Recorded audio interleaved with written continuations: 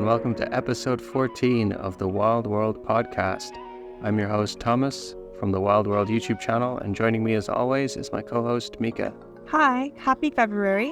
We're going to do a special Valentine's Day related episode this month. Yeah, and before we get into more of that, what's on your wildlife radar? Not much. I had some more, but I forgot it. But actually the other day I was coming back from work, and on the road, jumping out at me was this huge raccoon. It was like the size of a human torso. It was humongous. And I almost Very hit it. specific. I was so scared that I was going to hit it, but just at the last minute, it ran into the sewer. So, it's a sewer Nice. raccoon. Yeah, and then my dad went in the mountains, and he saw some moose. They were at the ski area, just walking around. And I thought you would have been so jealous because when you came here to visit, you were looking for moose, but we never saw any. Yeah, I've never seen a live moose yet. Sorry. One day. Anything else? No? What about you? I haven't seen too much wildlife. I've seen a lot more swans lately. I guess they're back in season or something. I watched. Did you ever see the live action Jungle Book movie? I saw the one with one of the Scars guards, and who was it? Scars. Or no, Did you see the Mowgli? Hemsworths? Or and then wait, I'm thinking of Tarzan. I'm sorry. No, They're sort of similar, actually. I saw the live action, the Disney one. Yeah. I think I saw it. Oh, did you like it? I can't remember, and I don't even remember if I saw it or not, so hard Okay. to say. Did Okay. you like it? I thought it was good. I thought it was pretty scary, though. Oh, were you scared? Did you I was cry? a bit scared. Yeah, I cried a lot. Every time Shere Khan was on screen, I started crying. What else? There's been a lot of good YouTube videos dropping lately. I saw a shout out to the channel Truth is Scarier Than Fiction. He dropped a very interesting cryptid video that I think people should check out. Not about photo or video evidence, but about audio evidence with a bunch of recording of different cryptids. Mhm. Some I didn't even know we had recordings of. So there's something everyone should check out. Is there a But- Bigfoot recording? Yeah, it's called the Sierra Sounds or Samurai Chatter because they thought that it sounded like they were speaking like the samurai from a Kurosawa film. How do they sound? Can you please imitate? I think it will come out accidentally racist if I try and say it. Oh my gosh. Just like, Stop. you know, like in Japan, like an older man sort of yelling something and like an izakaya or something, just... Mm-hmm. And that's what Bigfoot sounds like? According to whoever made the recording, a lot of people think it was just like the guys who made the recording doing the voices. Bigfoot sounds like an elderly, annoyed Japanese man. Okay. Cool. Well, check out the video if you want to hear it. But I guess we can move into wildlife news, if you Okay. like. So So we're doing a new format now? Do you want to, or I don't know. We're trying to I don't really switch it need to up. explain it. We're just trying to make it a bit more engaging. Yeah, so that you guys are interested in what we have to say. Mika, Yeah. what is the largest species of snake? Is it like the reticulated python? That's a controversial answer. It's scary. I don't like this test. Oh, it's not a test. It's just, I thought I'd ask you. I'm afraid I'm going to get canceled, though. People aren't going to think I'm cool or anymore if I get your questions wrong. It's really hard to know for certain because a lot of it is based on estimates rather than actual recordings. But like the general thing is that reticulated python is the longest Mm-hmm. and that a green anaconda is the biggest. Mm-hmm. Would you care to guess how big? 500 pounds. That is the number that comes up a lot, Ooh. actually. But that's also never actually been recorded, but that's what they estimate. But recently, a team with a very well-known celebrity discovered that there are actually 2 species of green anaconda. Mm-hmm. And the new species that might be called the northern anaconda now, or northern green anaconda, is the bigger of the 2. And there's a lot of articles saying that they found a 26-foot long one, but the documentary isn't out yet, but the one that they actually measured was like 20 feet. But do you want to guess what celebrity helped discover this? Jason Momoa? No. Matthew McConaughey. No, that would be pretty great, though. Well. I'm going to give you a clue. Okay. It's going to be really controversial. It's just going to be a sound effect for the audio listeners. Owen Wilson. No. What? Oh my gosh, is that supposed to be like... Oh, Will Smith? Yeah, Will Smith. Okay. Yeah. What's he doing? Now He's a snake scientist now? Okay. Maybe he's like secretly really into herpetology. Right. You got any stories? Yeah. So, okay. Can you guess which animal is a huge nuisance in Colombia? Is it native or non-native? Non-native. Is it the hippos? Wow. Okay. So I was going to give you a hint. My hints were there are 170 of them, 130 to 150 of them live in the Magdalena River, and they're descended from only 4 that were owned by Pablo Escobar. And yeah, they're a hippo. Do you know who Pablo Escobar is, by the way? Yeah. He was the drug lord, I guess. Yes. And politician, apparently. And he was the founder of a cartel. Anyway. So yes, it's hippos. So how are they dealing with this problem? I saw a documentary where they're trying to transport them to sanctuaries, but there's like too many of them. And the locals don't want them to be killed or something. Is that right? Yeah. So they're being sterilized, euthanized in some cases, or in other cases relocated to other countries. The government's goal is to sterilize 40 hippos a year. So how do you think you sterilize a hippo? Like, how does the whole process I haven't really thought about that before. I guess you have to tranquilize it first. Yeah. So, but how do you think you would go about this if you were gonna go sterilize a hippo? You just run out there and grab one? Like, what do you? I'd want to go with a team, some vet who gives it a very strong tranquilizer. Like a veteran, I mean. Yeah, I said a vet. Not a veteran. Oh, not a vet. Well, I guess they could help too if they wanted. Yeah, tranquilize it, and then we'd have to. I don't know. We'd need a team of people to move it somewhere where the veterinarian could operate on it. Mm-hmm. Yeah. So it's not like spaying or neutering a cat, as one article said. Hippos can weigh more than 3 tons, and they spend their days wallowing in the water. So the time to capture them is at night. Ooh, okay. But you don't want to go during the day when they're in the water. So you tranquilize them with a dart, and then you just do the surgery wherever they land. You don't take them anywhere. You don't move them. So the problem is you have to like do the right dose, because if they are able to run, and if they run into the water after being hit by the dart, they could drown. So you have to. So they don't go into the water at all at night? I guess they come out at night, but sometimes they'll go in the water. But you have to get them away. You have to make sure they're far away. So, do you think that this is going to solve the problem? You said 40 a year, is it? Mm-hmm. So 40 a year, 170, so it's going to take a little over 4.5 years.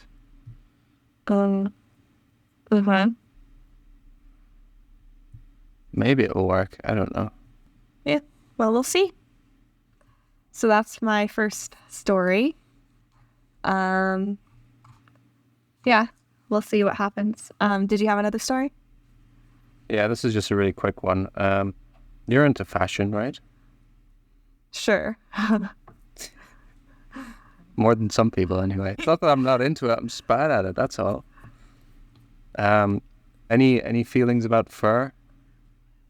Well, for one thing, when I've been in fur shops before, and it's so soft, and like I really like touching it. Secondly, in You're going to go this way. No, let's hear me out for the whole thing. Secondly, like I always think about how it's for like native people, and then the far north, for example, it's like in some ways more sustainable and much warmer to have fur-based warm products. However, with those aside, I do not like fur. I mean, I'm not like I've never bought fur. I don't intend to buy fur. I think it would be okay if you like found it at a thrift store or something. I do find the part where in Friends, when Phoebe gets like a fur coat and then she like is really angry she's gonna throw it away or something, but then she loves it so she keeps it. I don't think that's well, the way that they justified it in the show is like annoying, but I think it's actually way more disrespectful to an animal to throw them away than to respect them for the sacrifice they made, and like since it already exists to just keep it out. Yeah, what does throwing it away achieve? Phoebe was always going back on her morals, so remember she said she wouldn't eat meat, and then she like found meat that she liked, and then there was like she wouldn't buy furniture. She was pregnant. Oh, is that why? Yeah. Okay, well, we'll give her a pass on that one. What about when she was like, she hated furniture that wasn't like, didn't have a backstory, or wasn't like old and antique? Then she found, I can't remember the whole thing, because Ross got some chair from, or table from like, I don't know, some kind of furniture store.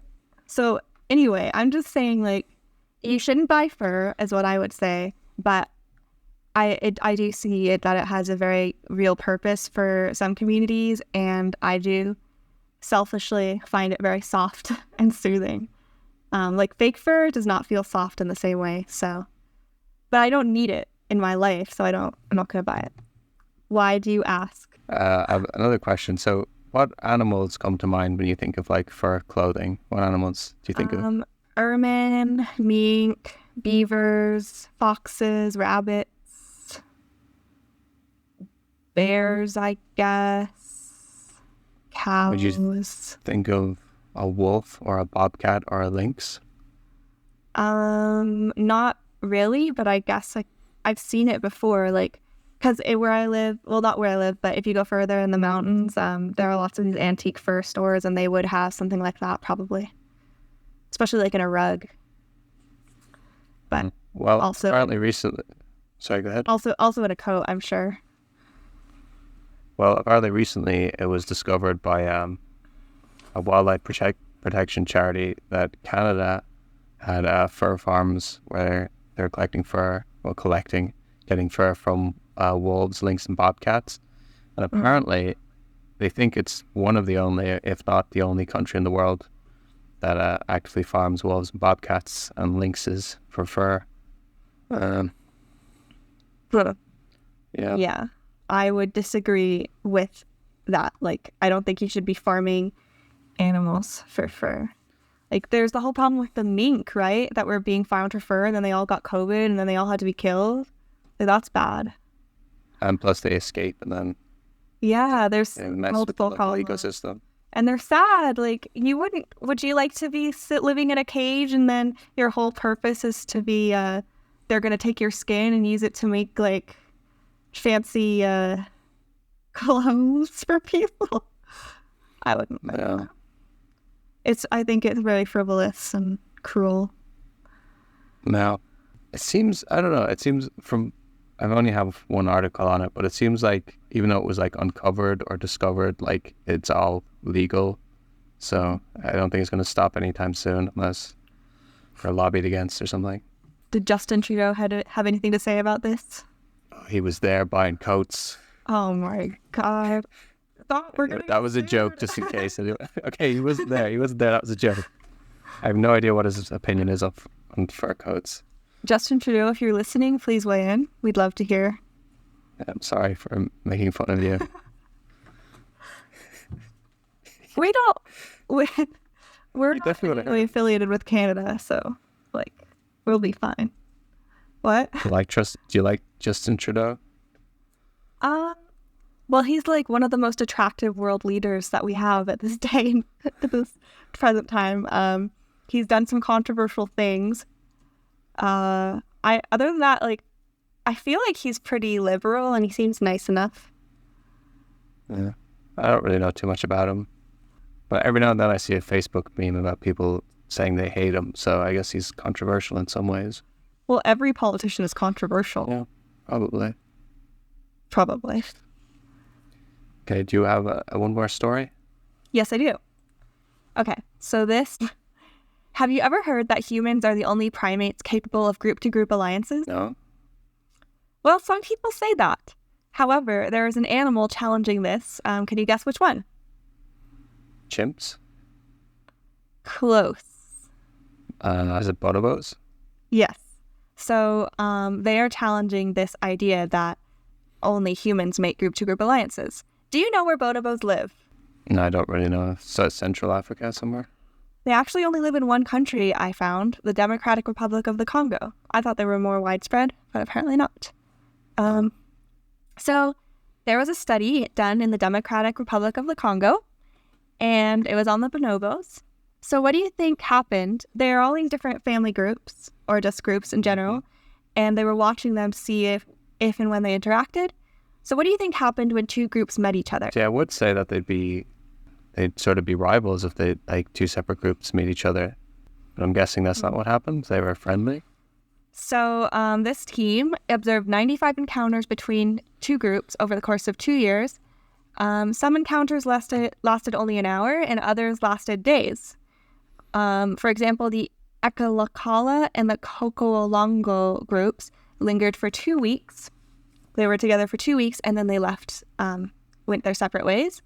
So during these mixed group occasions, the bonobos behaved as if they were in a single group. They groomed each other, they shared food, and they cooperated to chase away snakes. Wow. Mm-hmm. And that's never been observed with like chimps or gorillas or anything before? I don't think so. Yeah, Oh. They're saying like this is new. So do you think that they behaved entirely as one group, or do you think there were some differences or conflicts at all? It's hard to imagine there is no conflicts. Don't they have like sort of a hierarchy, each group? I don't know. I'm just thinking about like with gorillas when they meet, like the silverback males would like fight each other or try and scare the other off. Right, so none of that was mentioned. That's why it's a group-to-group alliance. They were totally friendly. However, the two groups remained distinct. There were no offspring from the two groups together, and they had their own cultures. They hunted in the same range, but for different kinds of game. So the Ekalakala bonobos went for small deer-like animals, dukers, I think, and the Kokoolongo bonobos caught squirrels.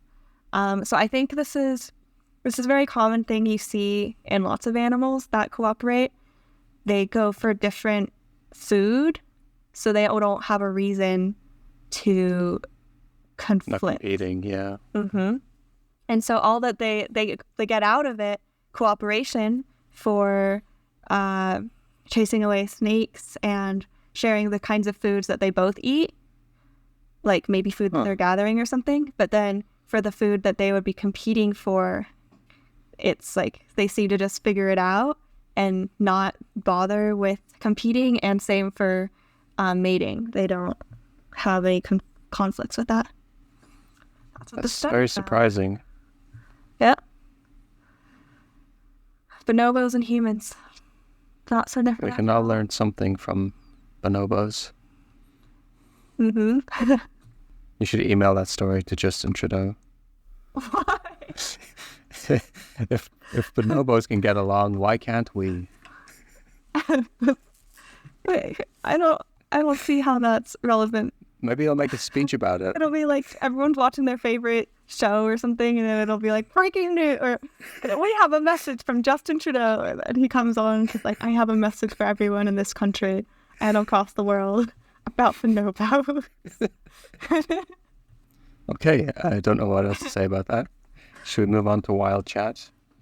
Yeah, and also let us know if you liked listening to the news like in a more question format, so we don't know what way is more engaging, so just help us out. Sure. In case they hated it, you know? Okay, so wild chat today is what I said would be Valentine's themed. And for me, I feel like this isn't a very I don't know. I feel like it's not really an all audiences topic, but we'll keep it light. Yeah. Because I want to. This is your idea. It's my idea. So I just want to talk about what are the most and least romantic animals, and why. Okay. So we'll do some case studies, and then at the end we can try to rank them, if that works. Sure. Okay. So when you think of like true love in the animal kingdom, you might think about birds. So many birds mate for life. Haven't you heard that? Yes, I've heard it both ways though. So it's true that birds, I mean, the ones that we've heard mate for life, they do in fact mate for life. However, that does not equal like fidelity, mating fidelity. So actually, almost every bird I've ever heard of that is in a monogamous relationship cheats, quote unquote cheats. I feel like I've heard about penguins. Is that true? That they're... Yeah, it's true of all, like I said, every bird that pair bonds and like has a just one partner. So the reason they do this is it's just an evolutionary strategy. The female birds will go and mate with other males, and the male birds will mate with other females. So just they'll wander around. And also, like penguins have been shown to be gay. I'm sure other birds have done that as well. It's not really, it's not necessary for birds who are in a romantic relationship with each other to stay faithful. However, I do think that they have dedication to each other, and that's what I find very romantic and heartwarming.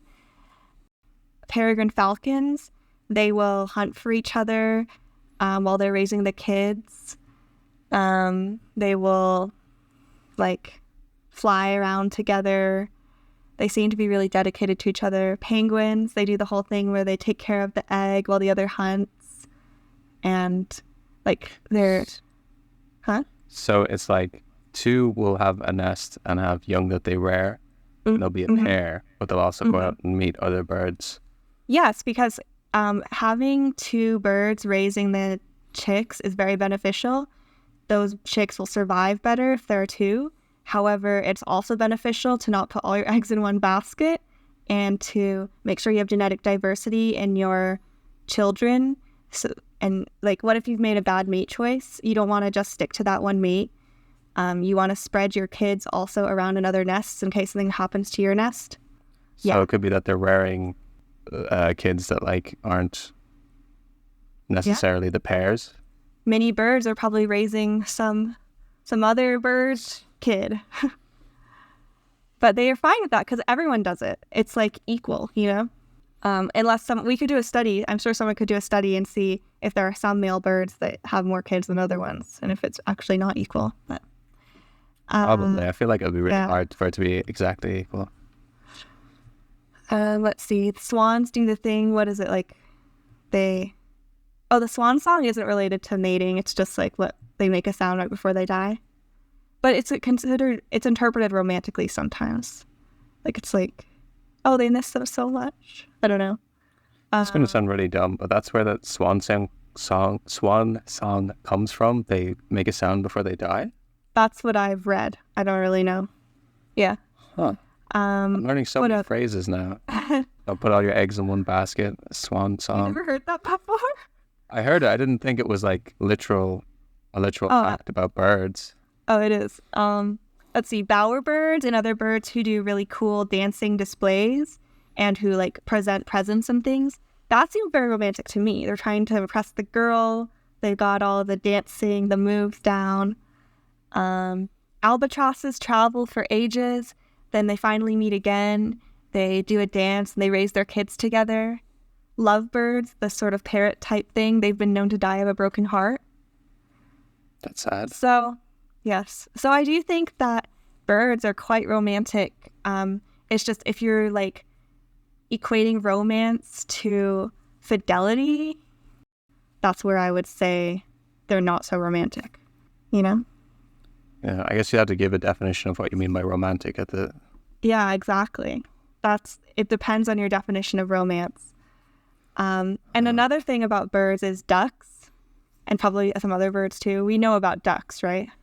Yeah, it's pretty bad, right?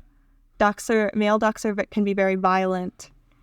So I wouldn't say that's very romantic. But like once they have the girl, they'll like help her out forever. So again, now like they'll have a nice nest together, and the same like caring for your mate thing goes on. But the beginning of a duck romance is not romantic. No. Do you have any other thoughts? Okay. Horses. We saw that documentary about horses in the wild, and you learned a PBS lot, right? show. Yeah. Yeah, it was pretty good. So there is a harem structure with horses. The male herds and collects the females. Which, I don't know, does that sound romantic to you? Not really. But there does seem to be some romance involved because the mares can sometimes just leave. Like, sometimes they're like, I'm not into this. I'll leave and go back to this other guy. Which I found... It's a pretty funny moment in the documentary where, so what would you call them? The herds of horses? Mm-hmm. The groups? The family groups, fluid. yeah. They're kind of fluid, so like, sometimes females will be taken away by another male or something, and sometimes the males will have to like fight to keep all the females in their family group. But one male couldn't be bothered to fight, so he like led all the females down into this weird rocky place where there was no food. So some of the females were just like gave up and like wandered off. Yeah.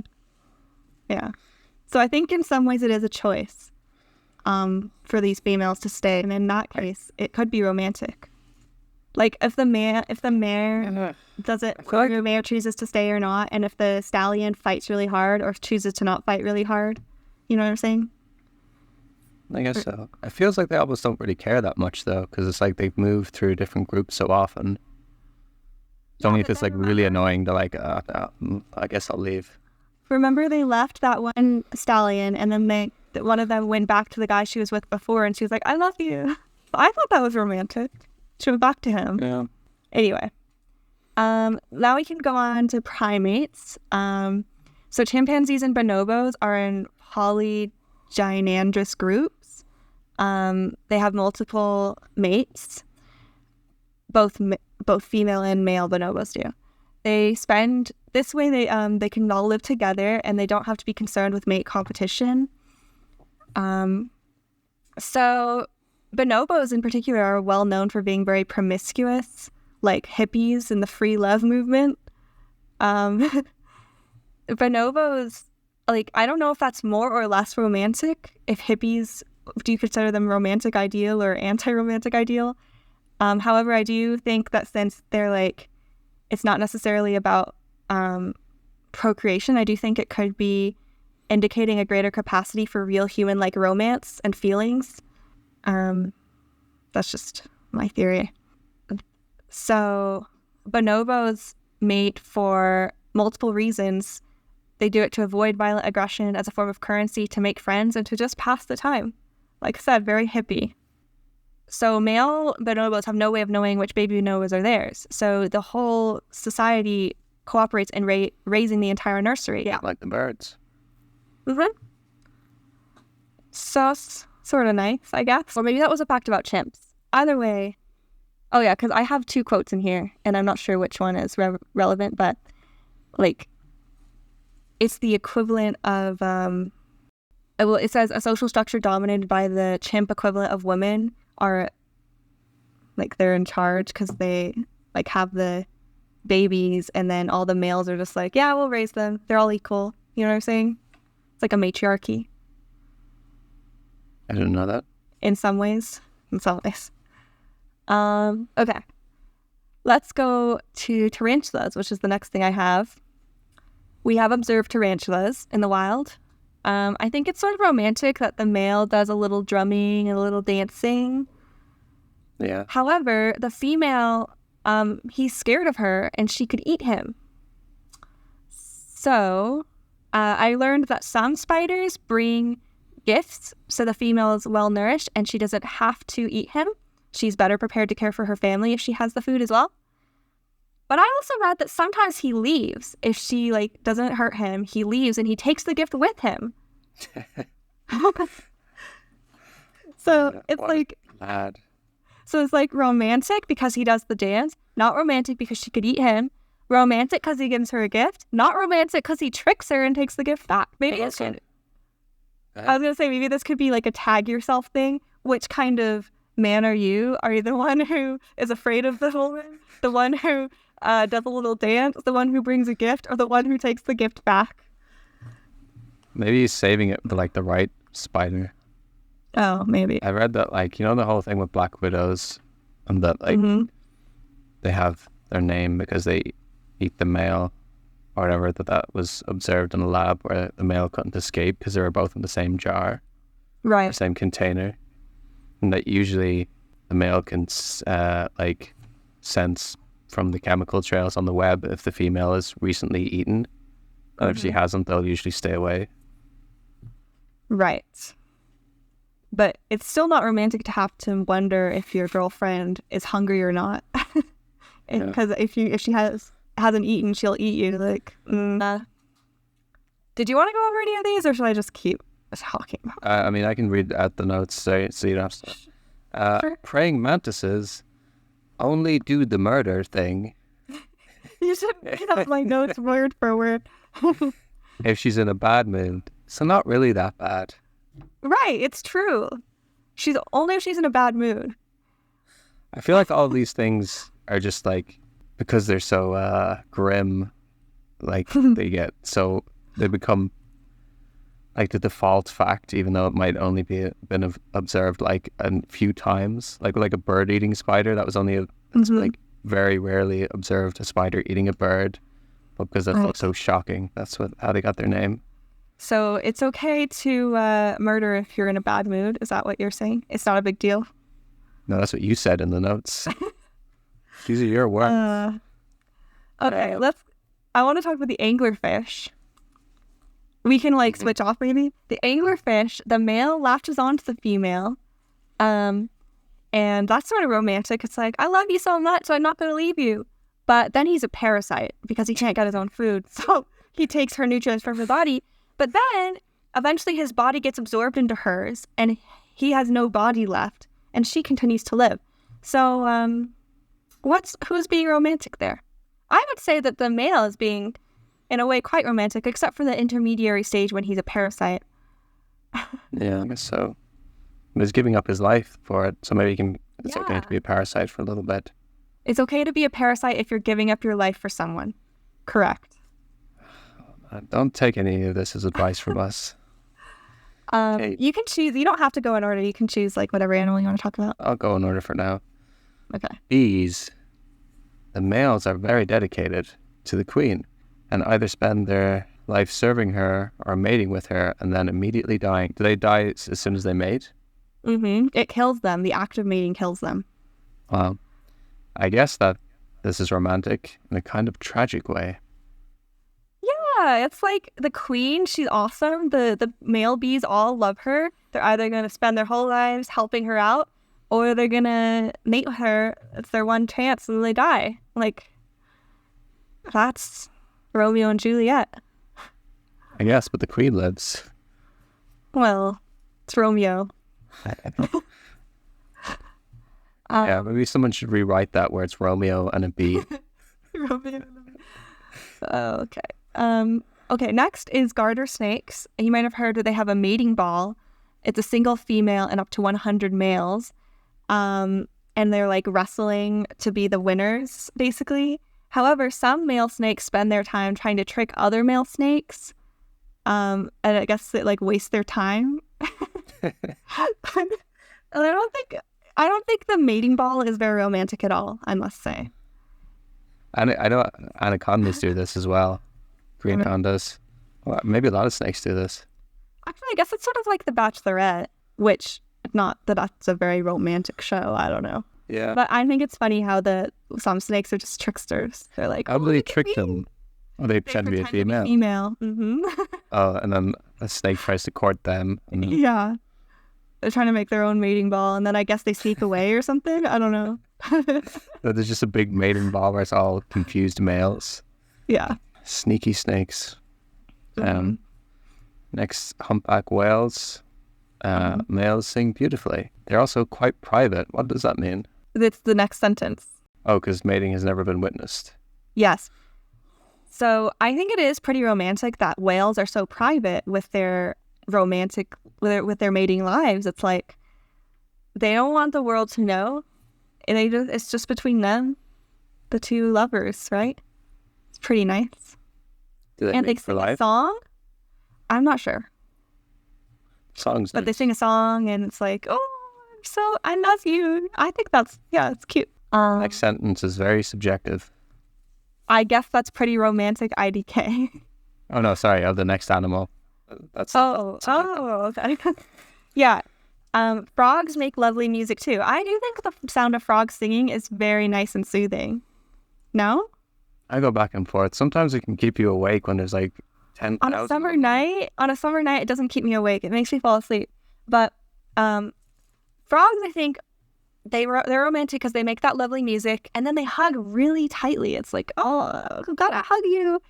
I have personally witnessed a frog hang on to a toxic salamander that he thought was his lovely frog mate. He was mistaken because the salamander was going to kill him. He actually hung on to her, he's hung on to the salamander for so long that he was definitely doomed to die because the toxin immobilized him and he couldn't get off, and then he died there. What happened to the salamander? So probably was just like, ugh, and then shoved him off afterwards. I don't know. I didn't see the whole thing. I just saw that the frog was latched on and couldn't move. I would say that frogs, due to this reason, they're hopeless romantic. They're like looking for the one. They're going to sing their hearts out. And when they find the one, they're going to latch on and not let go. And that's cute. Yeah. Seahorses are pretty romantic because they hold onto the eggs for the female. Yeah. I think that's nice of them. Like a lot of animals, the male isn't around for most of the time. He doesn't do all the work. And in this case, he does like the bulk of the work. It's pretty good. Yeah. I think, let's see, another animal I've listed is the porcupine. Did you skip this because you didn't want to talk about this? No, I missed it by accident. Oh. So this one, please tell us if this is romantic or not. The porcupine mating window is small. Females are open for mating only about 8 to 12 hours per year. However, so when the male porcupine witnesses the female being open for mating, he climbs a tree and he soaks her with urine from up to 7 feet away. If she likes how it smells, then she'll mate with him over and over again until he's completely exhausted. This lasts for 12 hours and it's enough to get her pregnant 90% of the time. Any comments on that? Imagine just being peed on and being like, oh, that doesn't smell too bad, actually. Right. Okay. Want to do the next one? Octopuses are sneaky, and some males disguise themselves as females to get into the action. Quite rude, I think. Yeah. So the dens are being guarded by some, I don't know why these guys are chosen to be the guards, but they're guarding it, and only if certain males are allowed to be in there mating. But then males are guarding the den? Other males are guarding the den? Oh, I'm not sure actually who's doing the guarding, but someone's guarding it. Only some people are allowed in. Some octopuses. And one human. Are you looking all right? And the males, like, some of them are the lucky ones, but then they disguise themselves as females and go inside. Now that is very unromantic. They're using trickery. Yeah, that's very unromantic. So lions, they stick around. They protect their ladies.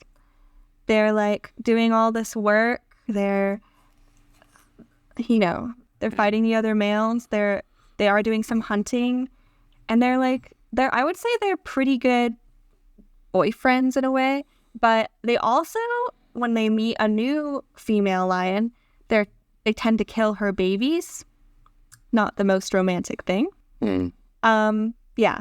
But But other cats are more loners, and they're not going to be living in a family situation. And they also might kill the cats, the cubs sometimes too. So I would say lions are the clear winner for romance as far as cats go. I don't know if this is considered romantic, but you know the way like tigers, it's the female who raises the cubs. Mm-hmm. A female tiger was killed when she had cubs, and then the male returned and he raised them until they were ready to go out on their own, I guess. Aw, that's cute. So, did you want to do a ranking? A rating? Who's I guess. most We have to do it sort of quickly though. Yeah. At least I think the octopus is down there. Mm-hmm. Yeah, we don't need to rate all of them. Just like say what some benchmarks I would The say. extremes. I would say that some of the most romantic would be birds. Yeah. Because I think they sort of have an agreement with each other. They're like, I'm not going to ask, you're not going to ask. And they're sticking together to raise the kids, whether or not. I mean, they're all cool with it seems like. Yeah. So I think birds are very romantic, except for maybe ducks and some other birds like ducks. And then I think that chimpanzees and bonobos, to me, they seem very romantic. Even though they don't stick to one partner, I think in their like big groups, they seem to be doing all right and they seem to care for each other. Yeah. I'd say any animal that does some kind of song or musical dance, that's sort of cool. Humpback whales, frogs. And the tarantula dance. Oh yeah, the tarantula dance. I think there's some lopsided romances here that we can't really fit into the ranking because bees, that's very lopsided. Like, why does the female get to live and then the males are dedicated to her? What does she do for them? You know, why? Pretty much just the bees is what I'm thinking of. The anglerfish, same thing, actually. Like, the male dedicates his whole life to her. She's just like, whatever, another guy stuck to me. Well... Yeah, I think horses have the potential to be quite romantic in some ways. So, yeah, definitely octopuses are way low. Porcupines, no. We didn't really find a lot of ones that we find totally unromantic except for the octopus. So that seems pretty good. Yeah. Maybe we didn't look hard enough, but... Should we move on to Cryptid Court? Yes.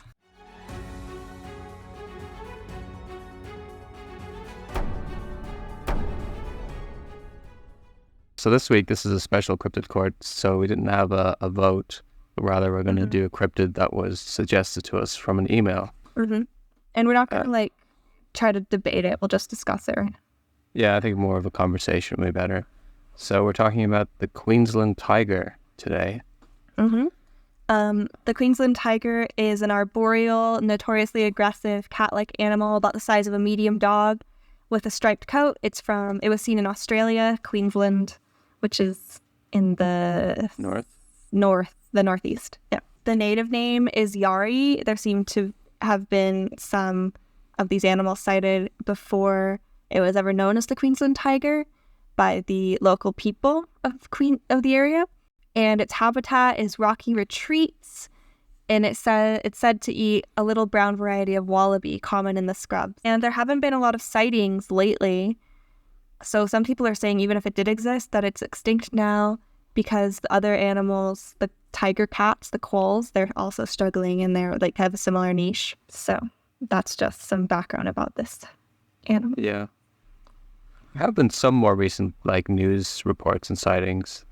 There's one from 2017 of a family who said they saw 2, I think, just behind their backyard. It sounds a bit silly, but if you actually watch it, they're behind their backyard is like a jungle, so it'd be a nice place for an animal to hide. Should we quickly go through a few of the sightings? So I had some listed that I just took from Carl Schuker's book, Mystery Big Cats of the World, and Malcolm Smith's book, Bigfoot and Bunyips or something. No, I don't have all of them, but there are a lot of similar ones. But maybe the earliest one by a Westerner, I guess, if we're not including the Yari, was 1705, reported from Dutch East India Company. Not too much information about that, just mentioned there was a tiger-like animal in Australia. I think one of the earlier ones that's a bit more famous is from a police magistrate's son. he was out with his pet terrier. He saw one in the long grass. I think his dog was barking. The dog chased it up a tree. Then the animal, I don't know, like got angry or something, or defensive, and ran back down the tree and chased the boy and the dog away. In one book, in Carl Schuchert's book, it said that the boy shot it in the head, but it doesn't say that in the other books. I don't know if that happened. What else? 1872, a native police officer saw an animal in a tree the size of a pointer dog, fawn color, markings, had darker shade, round head.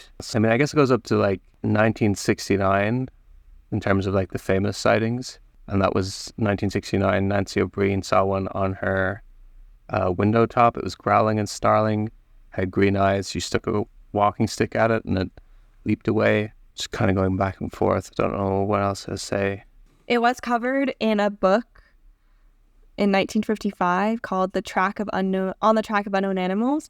This person, I don't know who he is, like a naturalist or something. He said that this was the unknown animal that was close. He's like the father of cryptozoology. No, I'm sorry that I don't know. In the Cryptid Court intro, one of the people sitting there, I photoshopped like them holding his book. Okay. Well, please forgive me, but this guy, this random dude, he said that I can say his name. Bernard Hoyvelmans, I think. I don't know. It's hard to say. So he said that the Queensland tiger was the unknown animal closest to official recognition, which I think is compelling. Like, he must have thought there was a lot of evidence for it. Yeah, there was actually, like, I think 2 separate books, just biology books in Australia that had mentioned it as, like, a real animal. Like I can't remember when, like 1910s, 20s, or 30s or something like that. So should we talk about, like, the things that it could be? People have said that they could be. So one example of something it could be is the thylacoleo, the pouch lion, the marsupial lion. It went extinct 30 or 40,000 years ago. It's about the right length, right? The right size. It's just that it's been extinct for a really, really long time. But other than that, it fits the description of this animal really well. The other thing is that, and there's a drawing, I can't remember who it's by. I think there's a drawing of the Queensland tiger where it's just attacked a wallaby and it has the 2 front teeth protruding in the very front of its mouth. And apparently thylacoleo had, like, instead of large canines, it had large incisors, like sharp incisors at the very front, almost like a rodent. Another thing I want to say about the thylacoleo, even though it doesn't seem very plausible because it went extinct so long ago, we have to remember also that, like, the native people, the Aboriginal people of Australia have a name for it, Yari.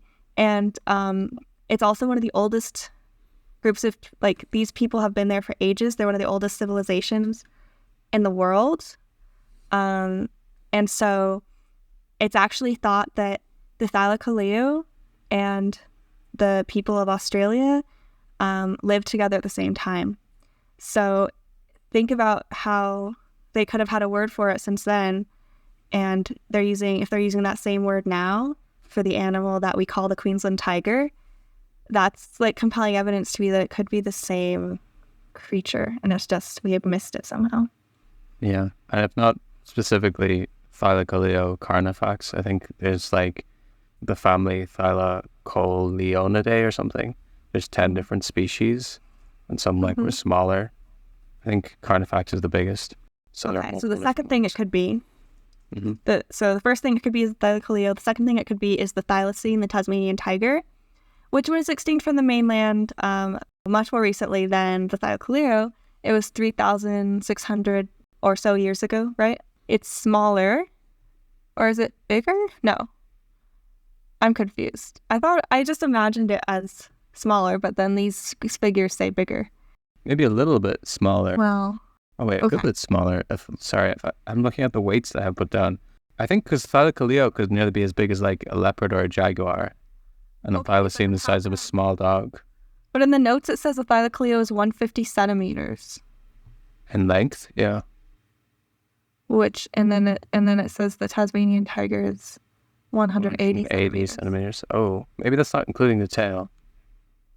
I don't know. I don't understand these figures. I'm just gonna like talk about how, you know, the thylacine was alive in our current recorded memory, but only in Tasmania. But it's possible it could have been some pockets in Queensland. Mm-hmm. Right? And then there's the tiger quoll, sometimes called the tiger cat, which makes it confusing because some people call the Queensland tiger the tiger cat. Mm-hmm. Yeah, but it's not. It's spotted instead of striped, so that's like, it's very true. spotted. However, some of the sightings did say spotted, not striped. And if you look at the thylacoleo, it has sort of like half spot, half stripe pattern going on. Yeah. Yeah, the tiger quoll is quite small though. Oh, you know what I think happened for the thylacoleo? I think the length was copied and pasted because it says 150 centimeters, and then the tiger quoll says 150 centimeters as well. So one of these isn't right. Oh yeah. Range up to 75 centimeters high at the shoulder, about 150 centimeters from head to tail. Mm-hmm. Okay. For the thylacoleo? Yeah, now look up thylacine. Thylacine size. 100 to 130 centimeters long. Okay, so we have a too big. You're the wrong thylacine. figure there. Yeah. So, and then what about the tiger quoll? Oh, the tiger quoll is 90 centimeters, 35 inches. Oh my gosh. What the hell? But okay, something got mixed up here. But it's pretty small. It's like the size of I can't find the shoulder height, but it's like I think the max weight is like 8 kilos.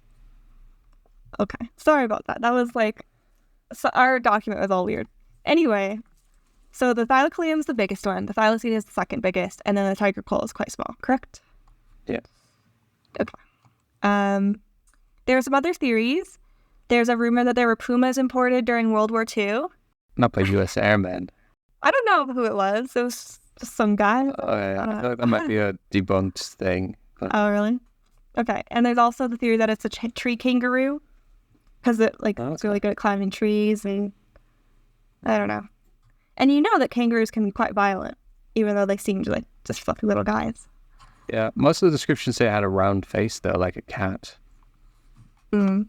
Or not, I don't know if most, but a lot of the description said that. Well, tree kangaroos have sort of a roundish face. I guess so. In some ways. It's sort of pointy, but it's also sort of round. I could see them looking cat-like. Okay. Well, what do you think the Queensland tiger is? Well, I do think there's something out there because just all this evidence of this large creature that's probably not a cat. Yeah. Like, probably, I mean, there's something. I just don't know. Like, I hesitate to say it's the long extinct thylacoleo. But I do want to, like, believe the, the native Aboriginal people of Australia and what they're saying.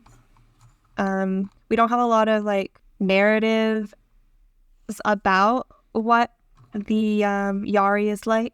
We just have the name, so I'd like more information about that, like how they would describe it, where they've seen it and stuff. But I think there's something, and Australia does have like so many crazy things running around that have been introduced, so I wouldn't go and say that it has to be native. And like I always say this, but there's always the case where some of them are some animals and other sightings are other animals. Yeah. Like sometimes if it's more aggressive, maybe it was a dingo. If it was bigger, maybe it was maybe if it was more aggressive or if it was bigger, it might have been a dingo. Maybe if it was like climbing up a tree, it might have been a cat or a kangaroo. There's a lot of, maybe in some cases when it's huge, it was an escapee tiger, although I don't know of any cases of escapee tigers, but it's possible. Yeah. So there is I don't know. A sketch of a footprint. It has like 4 toes and a pad, and you can see the claws on the footprint. Assuming that they did find art. There is I don't know. A sketch of a footprint. It has like 4 toes and a pad, and you can see the claws on the footprint. Assuming that they did find a Queensland tiger footprint, and it wasn't like a dog footprint or something. It doesn't really match any, like, it kind of looks like a dog mixed with a cat. I think that's a footprint of a Queensland tiger.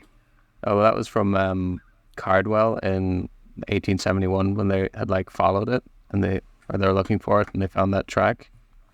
Mm.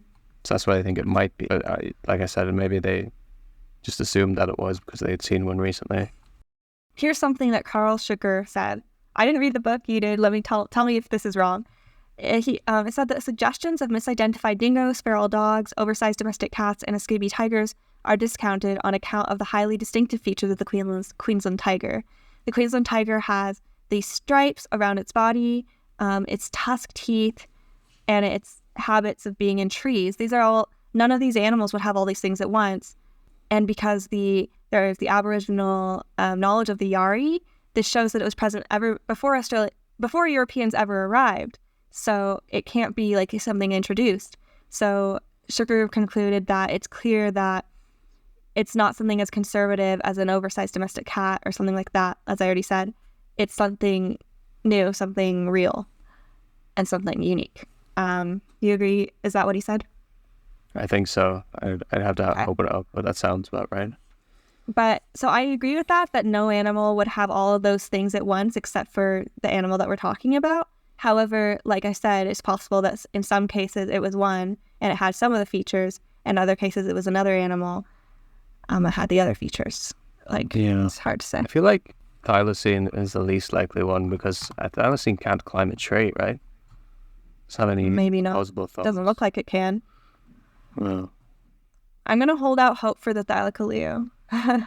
That's one sounds the closest to me because it has those big front teeth, which sometimes they're described in different areas, but possibly was striped. I don't know if they know that for sure or not. Right. It could climb. It probably was a bit aggressive, or if not thylacoleo, maybe like a relative and descendant. I'm thinking maybe there could be just some undiscovered species or some extra big specimens of the tiger quolls. Yeah, that too, yeah. Yeah. Well, that'd be cool to find out. Okay. Do you have anything else to say? Did we cover this topic in depth enough for our listeners? I hope so. If you want, there's so much more in the books if you want to read them. And this was a requested topic, so let us know what you thought. Yeah. But I do think there might be something to it. It doesn't, like some cryptids, I feel like some of the lake ones, I'm just like, oh, whatever, it was a fish. Yeah. But this one, I don't know, seems a little bit more plausible. Yeah, I agree. I'm intrigued. Gotta get us a ticket to Australia. Yeah. Maybe our dear listeners will provide us with one ticket each to Australia and we'll be able to investigate it ourselves, even though we're not qualified at all. Yeah. All right. Should I move on? Okay. Yeah, sure. So we don't have any Q&A today, no emails. Okay. If you do want to send one, you can send it to thewildworldpodcast@gmail.com. That's thewildworldpodcast@gmail.com. Or if you want to just leave it as a comment under the YouTube video, if you're watching it on YouTube. So that's easier. I don't know why we haven't said that in the past 14 episodes, but there you go. Okay. So here is the only comment I pulled off of YouTube today, because I didn't have a lot of time. Okay. Anyway, tell me which video of yours this is from. Why does she talk like that? She sounds like she's asking a question with every sentence. That's from the podcast channel, is that? Yeah. It's from episode 9, like no bore we've seen before. So I thought this was funny. I'm sorry. Sorry I left that comment. On your Just kidding. Account? Yeah, no, that wasn't me. Well, do you agree? No. Most people compliment your voice, though. Thank you so much. Leave a nice comment so she feels better. Thank you. Yeah, leave some comments about how much you enjoy my voice. Yeah. And how much I don't sound like I'm asking a question. But actually that is it's a documented like linguistic phenomenon, especially with women, to do the question ending intonation. It's just a thing. Everyone talks differently, you know. The world is diverse and we should be accepting. Actually, I read a book about like podcasting should be more diverse and we need to accept people even if they have grating voices, which I found very interesting because It's like people can't control how their voice sounds. Some people stutter. Some people like mumble through their chin.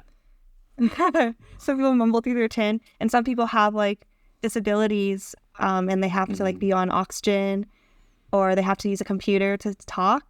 So like, yeah, that sort of reminds me of how like, I don't know, do you ever click on like a video and it's like an AI generated voice? Mm-hmm. And I usually don't really like that. It kind of grates me wrong and stuff. And there's like a lot of controversy about AI, but sometimes I wonder like, is this person like, do they have any type of like speech impediment or something like that? Or I think some people are also nervous if it's not like their first language. Mm-hmm. So maybe there are some allowances or exceptions that should be made for it. I don't know. We also don't know that I'm not AI. Oh, yeah. I created this AI because I had no one else to do it with me. Because you're so lonely and you wanted to make a podcast, so you made an AI person to do a podcast with you. If I made an AI voice that sounded as natural as yours, I'd probably not be rich, but I could make a few dollars out of that. I don't know. Okay, well, that's all I had to say to them. Yeah. I guess one thing I should mention as well is that if you want to follow us on Twitter, there'll be a link below. Is there on Twitter? Yeah. It's called X now. Well, whatever it's called. And there's updates. I post updates there about videos on the podcast. So. Really? I've never met anyone recently who said that they were on X or Twitter. Interesting.